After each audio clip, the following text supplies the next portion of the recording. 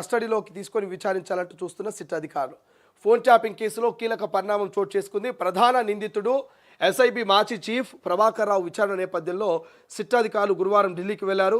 Investigation ఆఫీసర్లుగా ఉన్న Jubilee Hills ACP వెంకటగిరితో కలిసి west zone DCP Vijay Kumar Delhi చేరుకున్నారు. అరెస్ట్ చేయకుండా విచారించాలని ఆగస్టు 5వ తేదీ వరకు ఉన్న మినహాయింపును రద్దు చేయించేందుకు అవసరమైన చర్యలు ప్రారంభించారు. ఈ మేరకు సుప్రీంకోర్టు న్యాయ నిపుణుల సలహాలు తీసుకుంటున్నారు.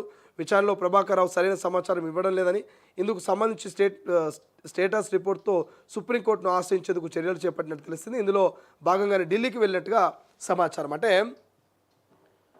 మంచిగా కూసోబెట్టి సిట్ అధికారులు మంచిగా ప్రభాకర్ రావునో, ప్రణీత్ రావునో, భుజంగరావునో, తిరుపతినో కూసోబెట్టి ఛాయ్ ఇచ్చి, మంచినీళ్ళు ఇచ్చి, మంచిగా ఫ్యాను ఏసీ ఇట్లా విచారిస్తే సమాధానం చెప్తలేరట. ఎందుకు చెప్తారు?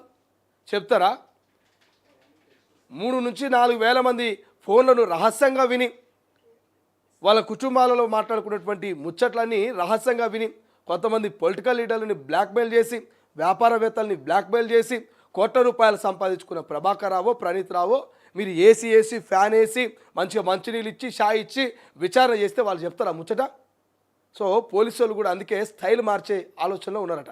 ఇట్లయితే వీళ్ళు చెప్తలేరు, మాకు కస్టడీలోకి ఇవ్వండి, కస్టడీలోకి తీసుకొని మేము మా స్టైల్లో విచారిస్తామని చెప్పేసి పోలీసు వాళ్ళు ఆలోచన చేస్తూ ఇక సిట్ అధికారులు సుప్రీంకోర్టు ఎవరైతే న్యాయ నిపుణులతో వాళ్ళ సలహాలు సూచనలు తీసుకొని పోయారట. సో ఏదైతే ఆగస్టు 5 దాకా ఆయనను అరెస్టు చేయొద్దు ఆయన అని చెప్పేసి ఒక డెడ్ లైన్ పెట్టారు కదా, సో దాన్ని ఎత్తివేసి మా కస్టడీలోకి ఇవ్వాలంటూ సుప్రీంకోర్టు దాకా అక్కడ ఉన్నటువంటి న్యాయ నిపుణుల సలహాలు తీసుకొనికే మరి సిట్ అధికారులు పోయారట. ఖచ్చితంగా ప్రభాకర్ రావు గనక సిట్ అధికారుల ముందు మనస్ఫూర్తిగా నోరు విప్పి మాట్లాడితే మాత్రం ఈ రాష్ట్ర రాజకీయాల్లో మరొక ప్రకంపనలు అయితే వస్తాయి. ఏ బడా నేత అరెస్ట్ అవుతాడో, ఏ మాజీ మంత్రి అరెస్ట్ అవుతాడో ఎవరు ఊహించలేనటువంటి పరిణామం చోటు చేసుకుంటుంది. ఎందుకంటే ఇంత అంత కాదు, మావోయిస్టుల పేరు చెప్పి పర్మిషన్లు తీసుకున్నాడు, సంబంధం లేని వ్యక్తుల ఫోన్లు కూడా ట్యాప్ చేసాడు. అరే ఆఖరికి పిఏలు, డ్రైవర్లు, గవర్నమెంట్ల ఫోన్లు కూడా ట్యాప్ చేశారట. కల్వకుట్ల కవితక్క ఫోన్ వదిలే, షర్మిలక్క ఫోన్ వదిలే, ఇట్లా చెప్పుకుంటూ పోతే జర్నలిస్టులు, ప్రజా సంఘాలు, మేధావులు, ప్రొఫెసర్లు ఇట్లా ఎవరి ఫోన్ అంటే వాళ్ళ ఫోన్లు ట్యాప్ చేసిరట. అనుమానం వచ్చినట్టు ప్రతి ఒక్కరి ఫోన్ ట్యాప్ చేసిరట.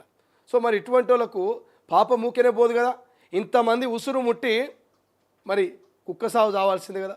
ఈ ఫోన్ ట్యాపింగ్కి ఎవరైతే ప్రధానమైనటువంటి వ్యక్తి ఉంటాడో, కీలకమైనటువంటి నేత ఉంటాడో ఆ నేత మాత్రం కుక్క సాగు సావాల్సిందే. ఎందుకంటే ఇంతమంది జీవితాల్లోని రహస్యాలను వినే హక్కు నీకు ఎవడు ఇవ్వలే, వాళ్ళ జీవితాల్లో ఉన్నటువంటి రహస్యాలను వినే హక్కు ఎవడు ఇవ్వలే.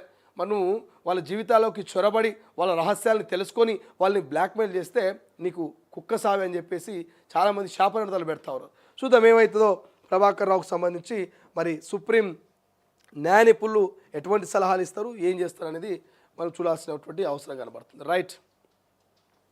హెచ్సీ అధ్యక్షులు జగన్మోహన్ రావుకు బిగిస్తున్న ఉచ్చంటూ సంతకాల ఫోర్జరీ, నిధుల గోల్మాలు, ఎస్ఆర్హెచ్ మేనేజ్మెంట్ బెదిరించిన కేసులో అరెస్టు. ఇక మరొక 4 నిందితులు కూడా ఈ నెల 22 వరకు రిమాండ్.